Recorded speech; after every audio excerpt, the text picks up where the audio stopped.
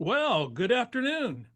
Good afternoon and welcome to another Webinar Wednesday hosted by the California State University, Bakersfield Small Business Development Center. Yes, that is a mouthful. Otherwise known as the CSUB SBDC. We're here today live on January 15th, 2024 for Webinar Wednesday number 331. Have a great program today. We have Justin Powers in from the Kernville Cowork talking about AI, and boy, is AI taking off or what? And today is January the 15th. So as mentioned, we do have a fine program coming up on artificial intelligence opportunities. And really, one of the things that really came out of the end of last year is that if small businesses aren't enhancing the technologies of AI, that they are potentially falling behind. So we don't want that to happen. This will be our third AI topic that we have done since 2023 with Justin Powers, and we'll more about Justin a little bit later. So a few things that you might need to know about your business, and there's a lot of the news going on, and there is tons of news. So much that I can't cover it in my brief introduction today, but we will get to it through next week and the following weeks. We will have Webinar Wednesday on a regular Wednesday schedule moving forward. And until then, we'll get you the business news that we can in the allotted time for today. And of course, we do have, of course, our regularly scheduled Capital Quarter and Economic Corner. And those are two of our weekly columns that we actually jump into on topics related to capital and also the economics. And we are true believers here on Webinar Wednesday that the economic news that happens on a global, national, state, and regional issue affects your business and can affect your business dramatically. And so we are going to keep you up on the latest economic news. We hope to have back real soon our resident economist, Dr. Mark Evans, and he will be joining us in the coming weeks. We will also have an update on some of the relief efforts going on, not only here in Kern County with the aftermath of the Borel fire, but also our airwaves and also our hearts go out to those affected by the SoCal fires. We'll talk about what that means to you and your business and talk briefly about that, along with mentioning some tools and information and resources to help you thrive. We will take questions and we will answer them live after Justin's presentation today on AI. So if you can go to the question, a Q&A box, or you can put those in your chat. Our webinar producer today, Maureen Busher-Dang, will be working the chat box, and the chat box will be up and going in a little bit. And so with that, we are not having a poll today. We'll have a chat box that's working when we get Justin on here with a lot of the resources and everything.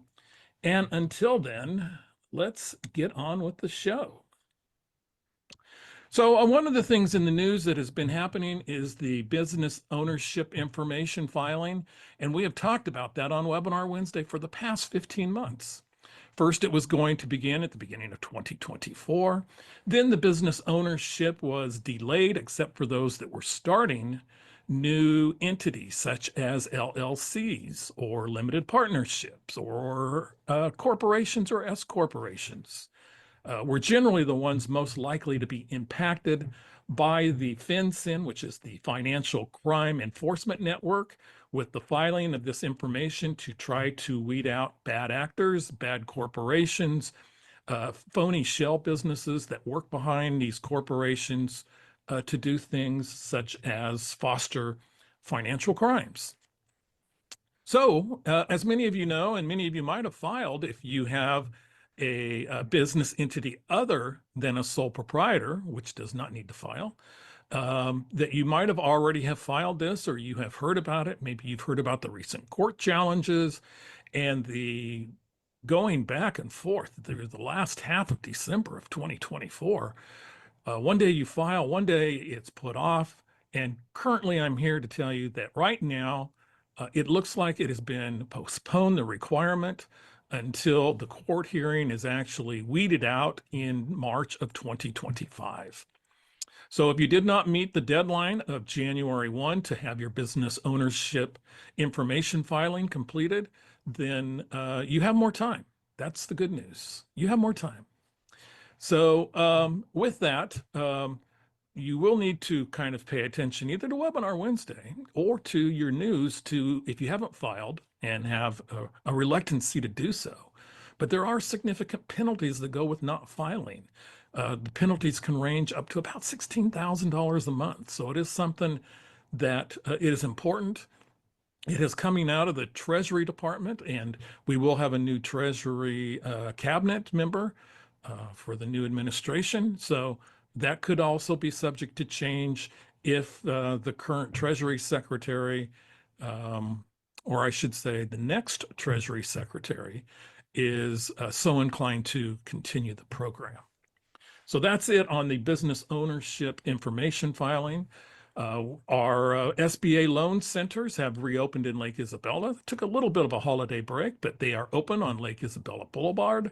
You can go in there if your business suffered substantial physical damage or residence, you lost your home, you lost your possessions for the rental, or your business is significantly impacted from economic injury.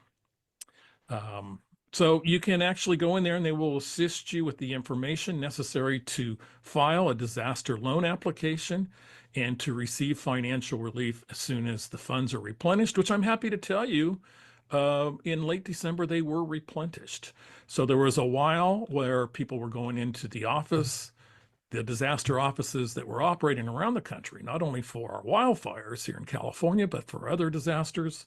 And the funds had been extinguished. So with the latest budget revision, disaster funds were replenished and those funds are up and going. Also, with respect to a very fast-moving disaster application in Southern California, obviously LA County is going to be the focus of that, but also contiguous counties such as Kern. Maybe Orange County and Ventura County and other counties that are bordering LA County will also be likely brought in for those businesses in those other counties that were significantly impacted from an economic injury standpoint. So there could be economic injury loans, small business and private nonprofits, working capital, etc. So there's going to be the disaster loans in LA County for those that were impacted significantly. But if you go across the county line into, say, Kern County and maybe into the community of Rosemont, and you might find somebody who had been doing business with someone and their business is now significantly impacted because of the loss of the building structure or business. Remember, this is a disaster in Southern California that has wiped out a lot of businesses. So there's going to be a lot of economic injury that is occurring, not only in the LA County region, but in surrounding counties. So also, the Borel fire, you'll have business loans that we just talked about, economic injury, which can affect maybe a business in Bakersfield that has been impacted by the Borel fire in the Kern River Valley portion near Lake Isabella. Too many fires, just too many fires. So you see the types of loans and the borrowers, the loan amounts, and the purposes for those particular issues. Something that kind of crept up on us, and thank KCR Channel 3 in Sacramento for this information, but they have reported that California employers are going to be paying for payroll taxes, and the payroll taxes rising are going to be based on a federal government loan of $20 billion to the unemployment fund that is going to now be repaid by California employers. Apparently, the state failed to repay the pandemic era loan of $20 billion. During that time, they were paying unemployment benefits of about $200 billion, of which we found out that $32 billion were subject to fraud. And California at the time had $100 million or $100 billion budget surplus and decided not to pay it back, and now has decided that those funds should be repaid by California employers. I know, I don't think it's fair either. But as of now, as of today, January 15th, 2025, you will note that employers are scheduled to pay $21 per employee for 2025, going up to $42 in 26, $63 per employee, and that's either part or full-time in 2027, and is scheduled to increase $21 per year per employee until that debt is paid off. An incredible sum that is now going to be repaid by apparently California employers. So if you have a problem with that, contact your assembly or your California state senator, or maybe the governor's office or someone regarding that. Our Capital Quarter feature, which is our absolute link to what's going on from a Capital Quarter perspective and the capital markets. So one thing is, going into 2025, some of the best tips and maybe on our checklist are, determining what your funding needs are going to be for your business, and how you're going to fund maybe some expansion and some other growth, or you're going to maybe fund the California employer tax that you're going to be saddled with. Some of the best and cheapest funds, cheapest way to acquire funds.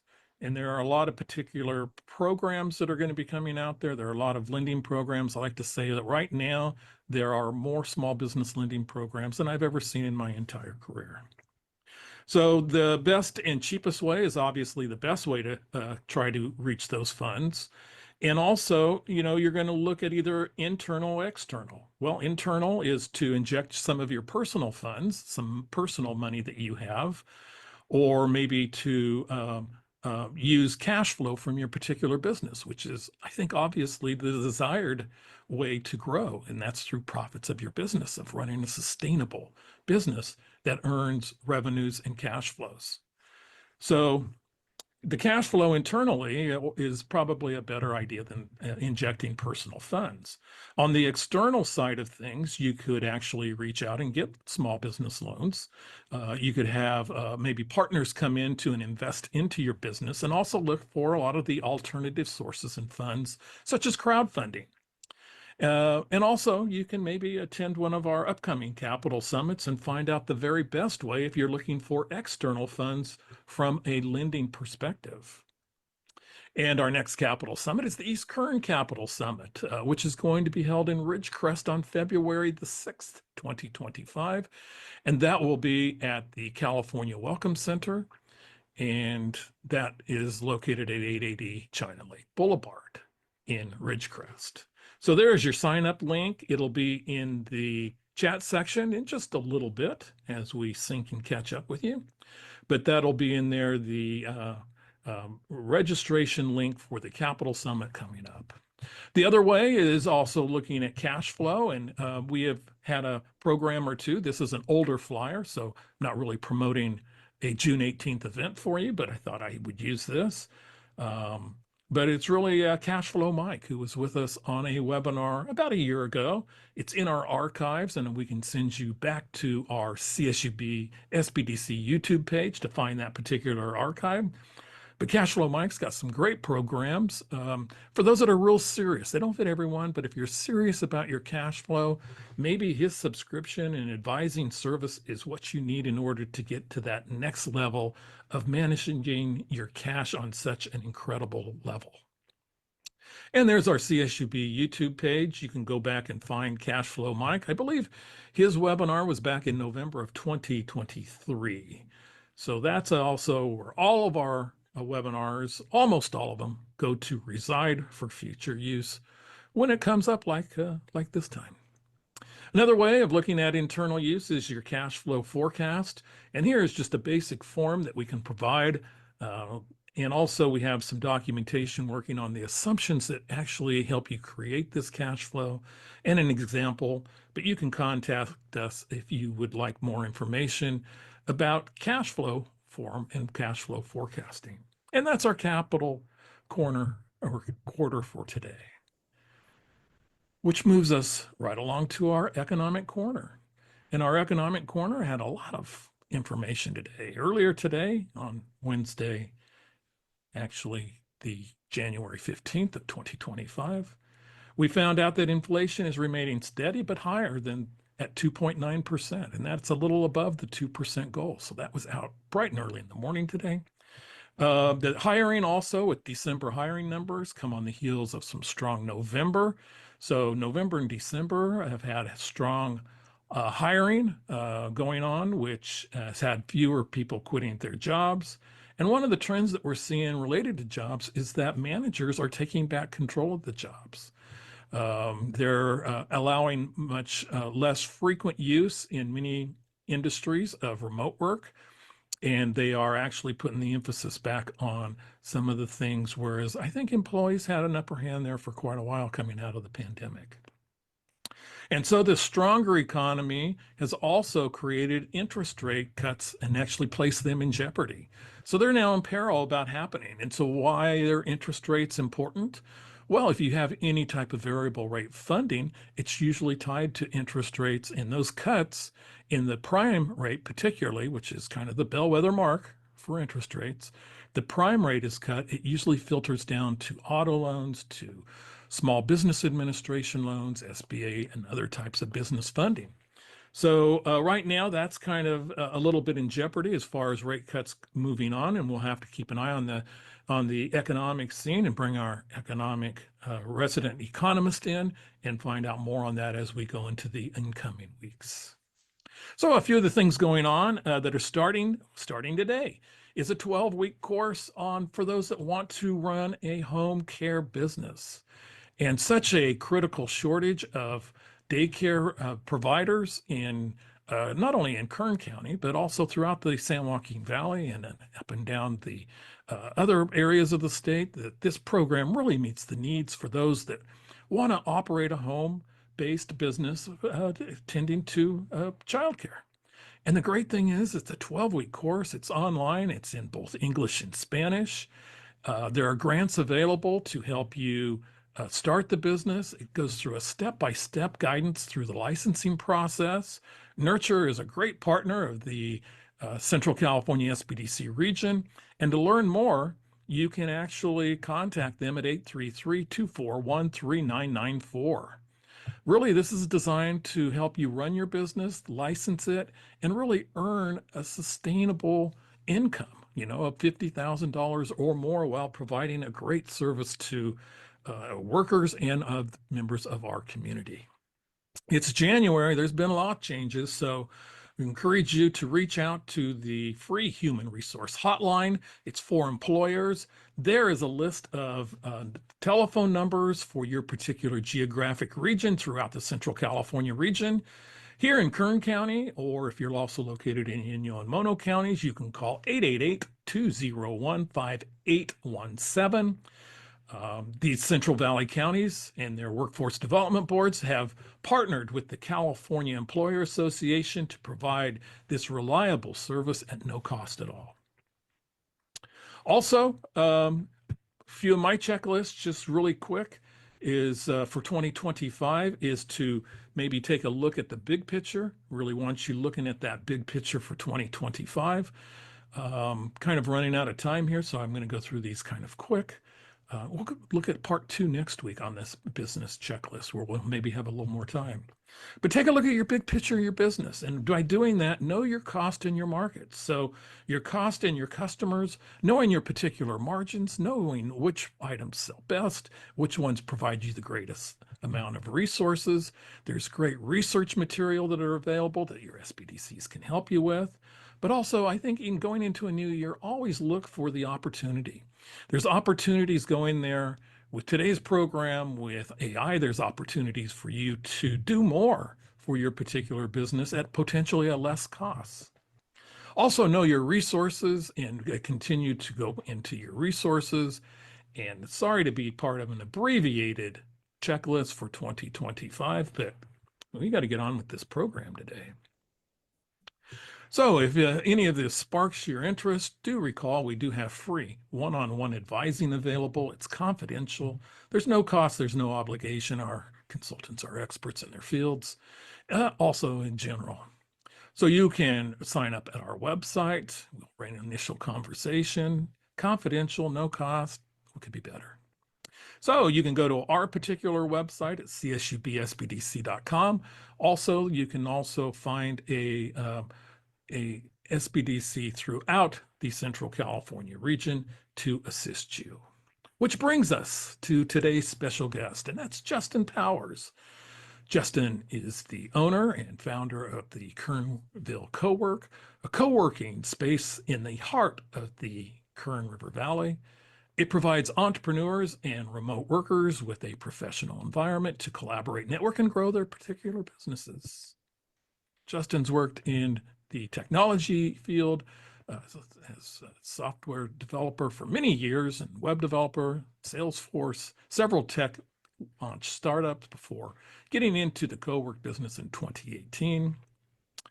In 2024, Justin joined the CSUB SBDC as an advisor, assisting businesses on a range of activities, including how chatbots can be used to brainstorm and build structure around your business plan, and many other AI uses, which he'll discuss today.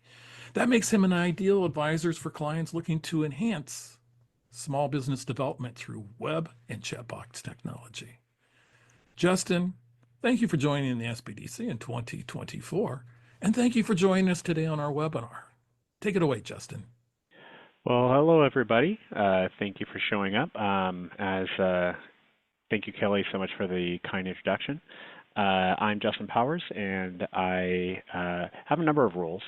I founded Kernville Cowork, as Kelly mentioned, back in 2018. Sierra Shared Spaces is a nonprofit that we created to build off of that success that we started last year.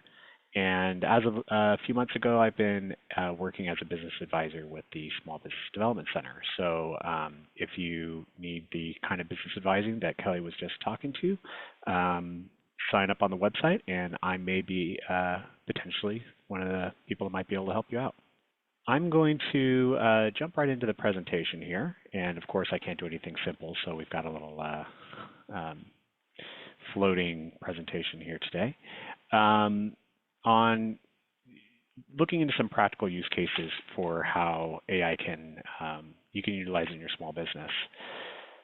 A little disclaimer, I would be remiss in my responsibilities if I gave a presentation about AI that I didn't use AI to help create. So a lot of presentation tools, in this case I'm using Prezi, Canva is fantastic. There's a lot of other tools out there. They're starting to get to the point where you can even just write a prompt and they can create the presentation for you. It's really great to build a starting point so you don't have like the blank canvas syndrome. I, however, would not recommend having AI build a presentation for you and just use it as is, especially when it comes to the text. It tends to be very verbose. It tends to be in a very different voice.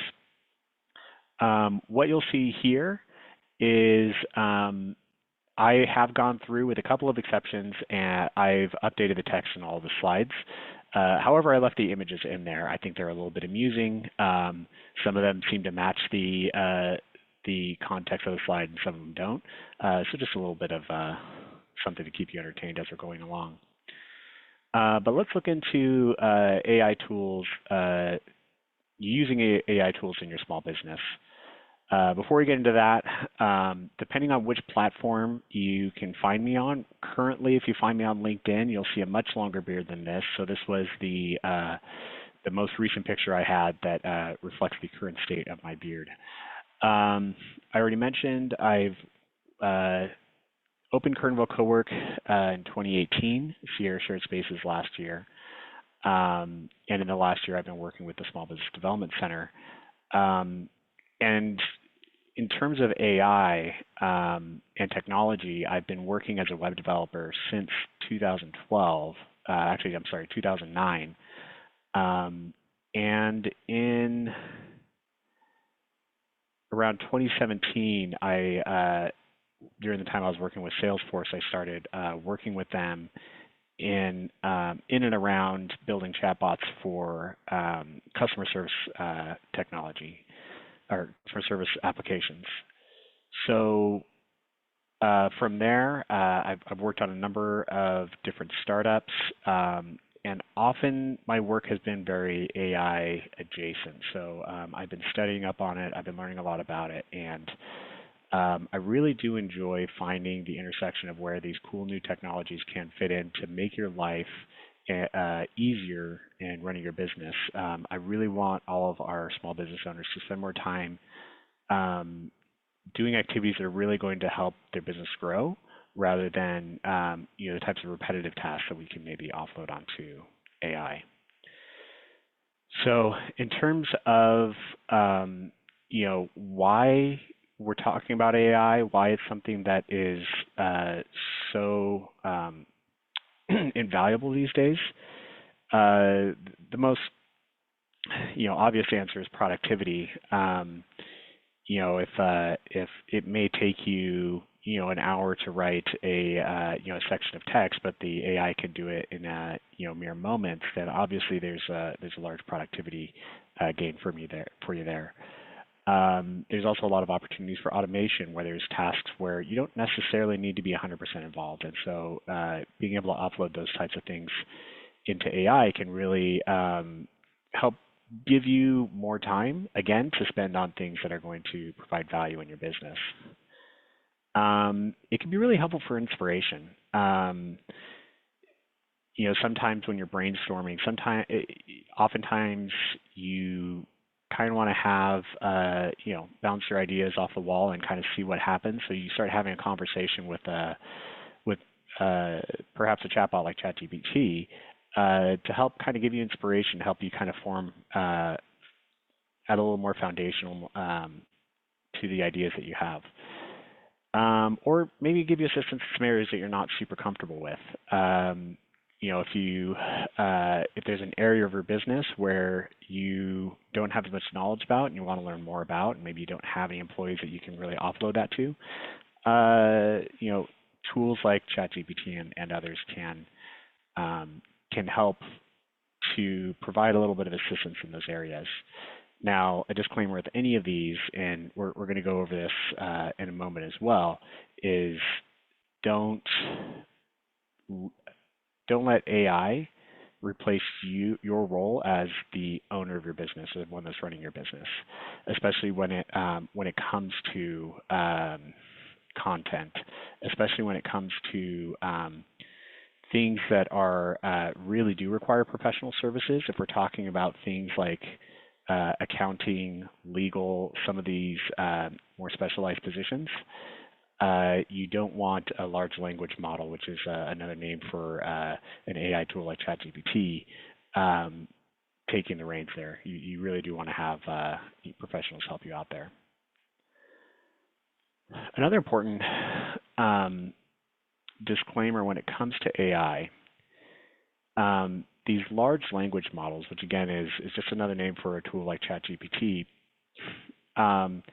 they intake a massive amount of data, a ton of content from all over the web, from all over the written, spoken word, and the output that it generates tends to skew towards whatever's trendy. And it ends up being kind of roughly an average of all of those different voices. So it ends up, the output ends up being fairly kind of mundane. And I just want to make sure that everybody realizes that you're not mundane and your business is not mundane.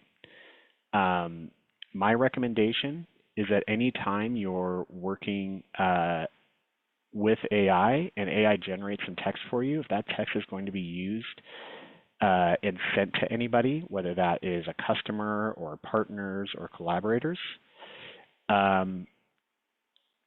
rewrite it in your own words, rewrite it in your own tone and voice. And the idea between tone and voice are two different things. Tone is what you have to say. No, voice is what you have to say. Tone is how you say it. AI is not good at replicating either of those. It's slowly getting better if it has a lot of your own content to learn from, but it's still never going to sound as good as your own voice. And people really feel that when they're reading your content or your emails or whatever it is. They can really feel if it seems very generic, and we're starting to kind of develop a spider sense for what type of content is built from AI.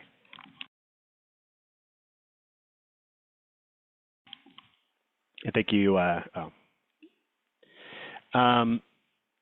also want to. This is something I've brought up in previous presentations as well. AI is moving really, really fast. So I'm going to try to avoid recommending specific tools because with the constant evolution, tools that are really ahead of the game right now may not be ahead of the game 6 months from now. And some of the best practices are also continuing to evolve. I'm seeing a comment in chat that there's ways to train your train models to write in your own both voice and tone and style, things like that. A best practice exists today may be redundant a year from now. So don't take anything I'm saying as like forever gospel, or as this is something that is always going to be the case. And also, as we kind of look at some specific use cases, I'm going to try and do a couple of live demos. These are just to show what's possible. I'm not necessarily saying that this tool is the one that you should go with. You need to be doing your own research on that. And this is something we touched on a minute ago. Output from AI is going to skew towards whatever the prevalent trends are. And it's not necessarily going to provide unique insights that you have for what your business is and who your customers are. For example, I own and operate a co-working space in Kernville, which is a small rural community in the Kern River Valley. And as I utilize AI and generative AI for creating content or whatever kind of uses I'm using it for, it's utilizing insights from the co-working industry at large, which is mostly urban co-working spaces. It doesn't necessarily understand the very specific insights I have about my community, about what my brand is and what my business means to my customers. So again, if it's only a tool, it does not replace you and your role in setting the direction and the tone and really understanding your company and the customers that you serve.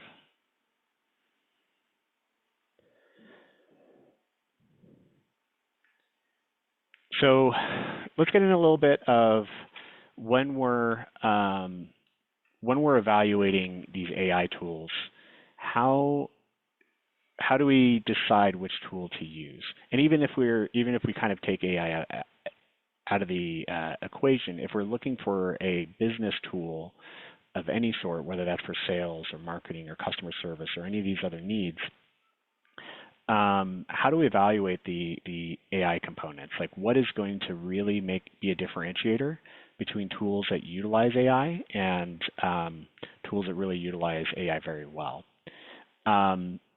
In my two previous presentations, we spent a lot of time in ChatGPT, which is a very general purpose chatbot that can cover a lot of use cases, but for the most part, it kind of stays within ChatGPT, and there's several other chatbots that fill that role. Specifically, what we're talking about today is other applications that have a specific business role that incorporate AI. So tools like a CRM, a customer relationship management tool, or a customer service tool, those types of tools. So if you're looking at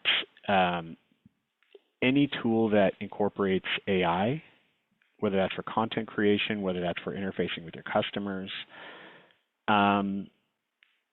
I want you to pay extra close attention to how much the AI tool actually learns from your business and understands the context around your business, especially if it's creating content that you're going to be sharing. If you have to, every single time you step into the tool, give it a refresher on what your business is and what makes it special, you're going to be spending a lot of time copying and pasting. It's not going to be super helpful. If it's something that can connect to your own knowledge base or connect to your own repository of information about your business, that's going to be something that's going to provide a lot more value in terms of actually generating that content. Also, if this is a tool that is interfacing with your customers, whether that's a customer service tool or marketing or sales, how well does that tool actually integrate information about the customer into the workflow? You'll see that as tools like ChatGPT initially came out and everybody wanted to get on the AI bandwagon, at the very beginning, it was the easiest, lowest friction way of adding AI to your app was to add a little chatbot down in the corner where you could ask this AI assistant a question, and maybe it would have a little bit of context about what's going on, what you're doing at that particular moment. But what I'm talking about here is how integrated is it into your workflow. So if you're sending an email to a customer, does the AI actually have the information about that customer, about their customer journey, about your customer service interactions with them, that it can incorporate into the content that it generates? And as with any other business tool, it's worth considering whether the particular tool you're looking at is actually going to save you time or increase revenue or decrease costs, right? This is kind of a very generic way of evaluating a product. Keeping in mind that sometimes, even though some of these tools may seem really shiny and flashy and cool, if you're spending more time fiddling with the tool to try and get it to do exactly what you want, and then you're having to adjust the output of it anyways, then maybe it's not actually providing value for your business. So don't jump into utilizing AI in your business just because everybody else is doing it, because you feel like you're supposed to. Actually take the time to understand if it is actually saving you time and where you're actually receiving the value out of that tool.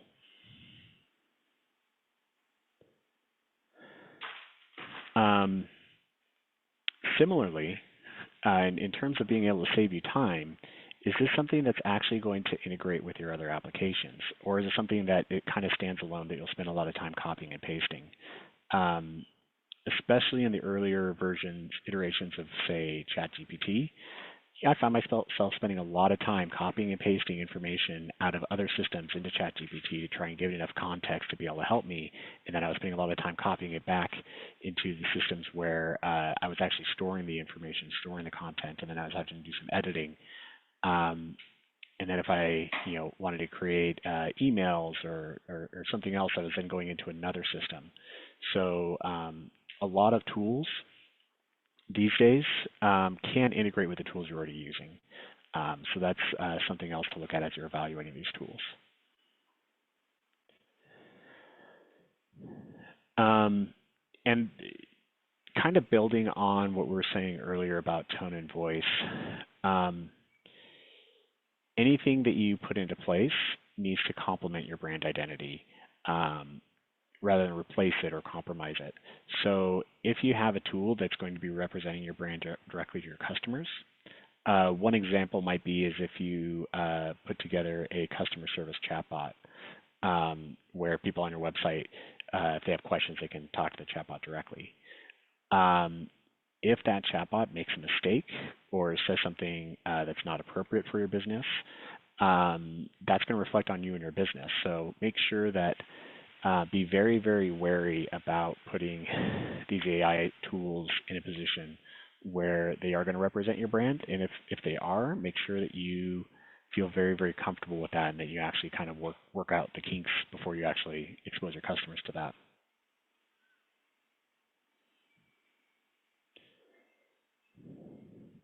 So wanted to jump into a couple of more specific examples just to kind of give you some ideas of some use cases where some of the tools you may already be using may have AI components that are going to potentially be able to help you. And we'll jump into a couple of live demos here in just a moment as well. So I'm sure many of you, not all of you, but many of you are using some sort of a CRM. So CRM is a customer relationship management tool. Salesforce, who I worked for over 7 years, is an example of a CRM. And this is used by sales teams to kind of keep track of all the different contacts and the leads and the opportunities. You've also seen CRMs grow into also taking on the customer service side of the customer journey, as well as other parts of the customer journey. But really, it started out, the core of a CRM is really built around sales. So in a well-built CRM that is really utilizing AI well, some of the things you may be able to see is maybe personalized messages. And we'll look at an example of that in just a minute. Maybe for your list of leads, scoring and ranking those leads based on all the information that it has available about a potential lead that would take you a lot of time. So you're spending a lot more time focusing on the higher value leads as you're going through your sales cycle. You can have chatbots and virtual assistants in your CRM that you can ask questions about a customer or about maybe what their journey is, or maybe to do a little bit of sleuthing on the customer and see if you can, or the potential lead, and see if you can get more information that's going to help your sales cycle process. You can utilize these AI tools for doing forecasting, for automating your workflow. There's a lot of different ways that you can use tools like this. So just some popular platforms. Again, I'm trying not to be prescriptive here. Particularly in CRM, there are so many new options. Some of the most popular being Salesforce, HubSpot, Zoho. Folk isn't necessarily popular, but I put it on this list because I'm going to use that as a segue to jumping into a quick live demo. Now, what I have used Folk a little bit. What I like about it is it was actually built with AI in mind, and so it has a few neat features that can kind of help save you time and help provide more value. So maybe it'll make a little more sense as we jump into this demo what I mean when I say some of the ways that these tools can help.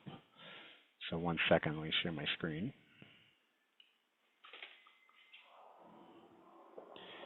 Okay, so you should hopefully be able to see a CRM called Folk. It's fairly bare bones. If you've used a tool like HubSpot or Salesforce or Zoho, this is going to be very, very minimalist. It's not nearly as complex as those, but it also makes it really easy to do a simple demo. These are all randomly generated contacts or prospects, with the exception of I did add a Kelly Bearden here, and there's a Justin Powers floating around there as well. And what you can do here is, in Folk has this great feature where you can create what's called a magic field, where you can give it a prompt. So I'm going to call this one icebreaker. And I'm going to copy and paste in a prompt that I was playing with before. So what I want is for each contact, I'm asking the tool to create a 2-sentence icebreaker for an email that's going to go to the person, the that particular lead.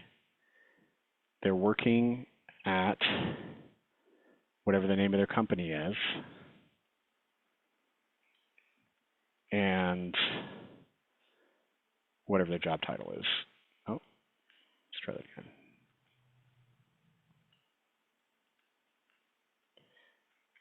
There it is. And it now knows that when the last time was I interacted with them.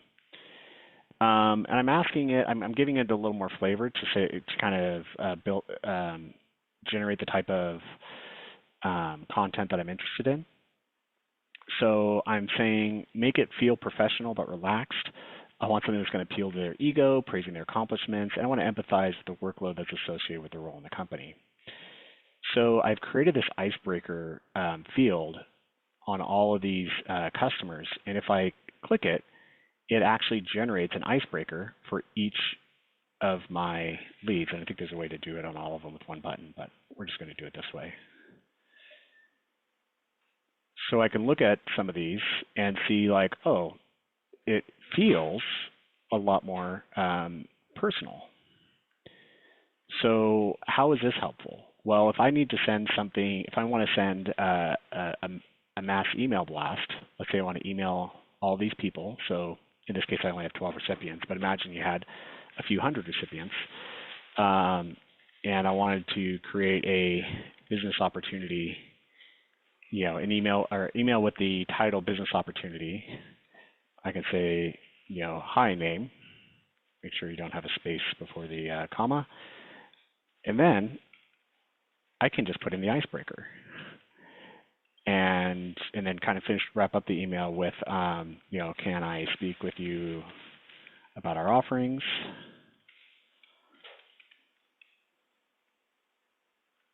And what that'll do is this app will now, for each of my customers, it creates an email for each of them that has the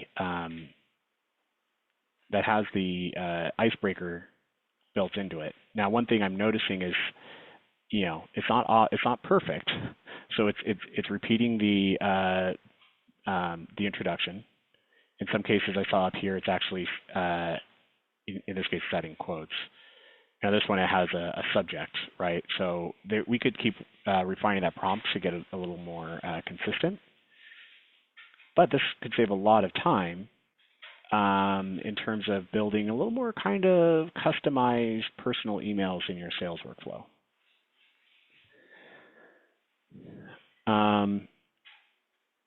Jumping back to the presentation, I'm going to jump through the last couple fairly quickly because we're looking like we're getting pretty close to time. Whatever you're using for your content creation or for your knowledge repository often is going to have a AI component in it as well. I'll show a really quick demo on this one as well, just because I think this is probably relevant for a lot of people. This is just some notes that I was using when I was building the presentation. And this tool is called Notion. I really love Notion for just being a repository of all your knowledge. And if I want to, I can actually have it create content in here, but I can mention like some other page that already has a lot of context around my my business or what I'm trying to do. So it goes over and it reads that page, and then it actually, in this case, I've asked it to create some content for an email that's going to be going out to fundraisers, so a call to action. So this is another way that I'm not having to copy and paste stuff into different systems. This is a system where I'm already writing everything. And so it's super helpful to just have that live in the same place that where I'm already creating this content.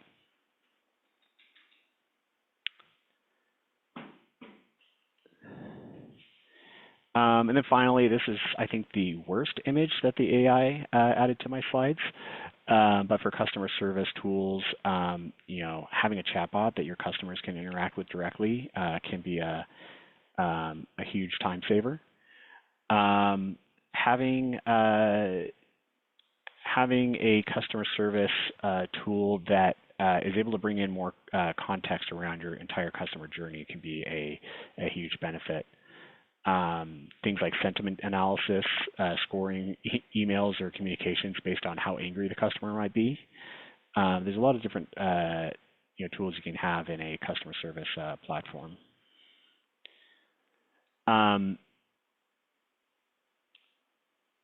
And just a note for any tools that you are already using, AI is quickly becoming a standard feature in small business platforms. If you're using something like a CRM, customer service platform, any of these other things that doesn't have AI built in, that it might be worth shopping around at this point because it's basically becoming a standard feature at this point.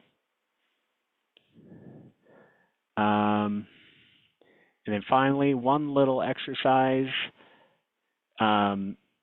before we get to Q&A. How hard is it to spot an email that's been generated with AI? So there's a few hints here that I can see that tell me that this one was generated with AI. First of all, this building Kernville Cowork from the ground up. This is an email I actually received from the ground up. Must have been quite the journey. I imagine the day-to-day operations and admin work can feel like a whirlwind at times, right? It's one particular part of the email is very, very customized to me, and the rest of it is very generic. I can also see that there's a follow-up email, and if you look at the two times, I don't know if I can get them in the same screen, you can see it was at exactly the same time, around 9:20, 3 days apart. So they built an automated workflow that says, hey, if Justin doesn't get back to us in 3 days, send the second follow-up email. And so, we're at a stage where it could be really easy to get kind of duped by these automated, AI sales workflows. But it's just helpful to, for context sake to be able to spot, when it's AI that's reaching out to you. At this point, I'm going to skip the rest of the slides, and I'm going to open up the Q&A panel here. I just thought I would leave this slide as is with the AI-generated text, and you can have an idea of why I decided to replace all of the text myself with something that fits my presentation a little more, because it gets quite wordy, especially when you're talking about a presentation. So if you have questions, please use the Q&A functionality. Where's a helpful place to find lots of tools like ChatGPT, AirPN, and more, even if they change in 6 months? So there's a little bit of a balance to be played in terms of using some of these new bleeding edge tools where you're going to be, these bleeding edge tools where you're going to have to deal with kind of the rough edges as they're being developed live, and not being fully featured because they're only able to build out so many features at a time. That being said,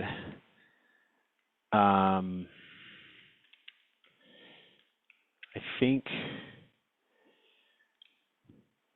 one tool, if you're really willing to go like bleeding edge and see what the very latest is, I particularly like Product Hunt for just kind of seeing like what's out there as like brand new features or brand new tools.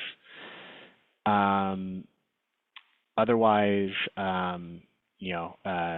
start following some content creators that are spending their time researching AI and see what they're saying. Ooh, I have a few other good ones. Dustin asks, what are some common tasks you use AI for on a day-to-day basis? Personally, I like to use AI for building out outlines when there's something, if I need to write a presentation like this, or if I need to work with somebody or anything I'm doing. I'm a lot more efficient if I'm not starting from a blank page. So having AI build out that first part of that first outline, and then I fill in the rest, is something that I really love using AI for. Which leads into kind of the next question I see here from Peter. What about the use of AI-generated images? Is that really a good thing at this point? There are some really, really good AI image generators out there right now, and that could be a whole talk on its own because there's a lot that goes into really utilizing those effectively. I would absolutely do your own research in terms of how to best utilize those tools and utilizing them effectively. I would say for those AI-generated images, just be careful about not presenting them as your own, and be aware of some of the limitations they can have. They're still not very good at creating hands with the right number of fingers or faces with the right amount of teeth and things like that, but I find it pretty helpful. Wow, there's a lot of questions here. Kelly, do you want to go through a few more questions, or how do you want to? Yeah, try a few more, and then we'll finish up. All right. How secure is your customers' information in these AI tools? That's a question from Roger. That is an excellent question, and it's definitely worth considering and asking. Look really deeply into the terms and conditions of any tool that you're using. Some tools, well, there's two different types of data security. There is whether they're protecting their information properly, which is something that's a little bit hard to determine. But then there's also, are they sharing or using your customers' information? Some platforms are very explicit about your customers' information, and your information isn't used to train models that are going to be used for other clients of theirs or other users. Some of them do. Some of them, like part of the terms and conditions is that anything you put in is going to be utilized for their training model, which could result in leaking some of your customers' information. So definitely keep an eye on that. A lot of the businesses that are focused on small businesses or on business use cases are very careful about making sure that your data is not used to for the models that are going to be used for other users on the platform. And then we're getting into some very specific, specialized tools or questions. By the way, Dustin, you've got some great information in the chat. Could you send those messages to everyone rather than host and panelists? Dustin was sharing some really good AI image generators such as Flux, Midjourney, DALL-E 3, Leonardo.ai. Personally, I'm a big fan of Midjourney for image generation.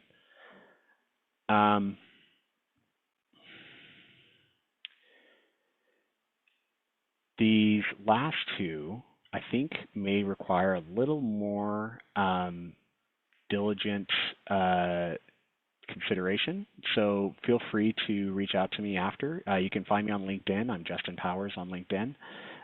Question from, and I apologize for my pronunciation, Harjot. CRM AI tool is an interesting example. Can you share examples of how AI can help a small business which relies on frequent day-to-day customers, for example, a local bar? That's a really good question. I think with a lot of these, it comes down to thinking about where you're spending a lot of time, where you're not providing specific value for your business. Are you spending a lot of time training new employees? Maybe you can build an employee training manual using generative tools like ChatGPT. Yeah, that's where I would start. I don't have any like super specific ideas off the top of my head right now. And good AI tools for locally owned construction companies.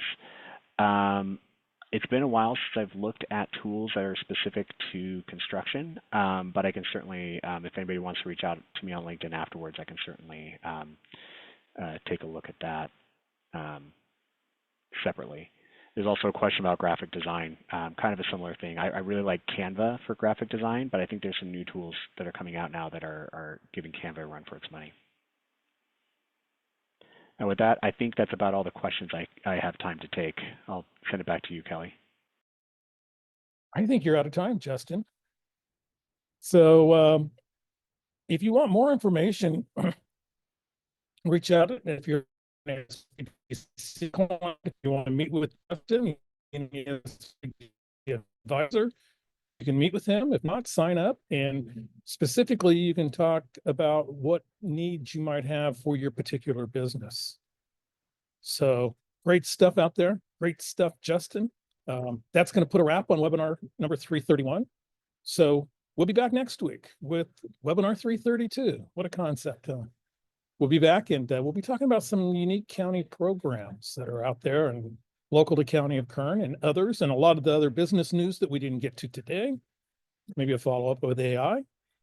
But for Justin Powers, I'm Kelly Beard, and everybody have a great week out there. Thank you for attending. We'll see you next week. Goodbye, everybody.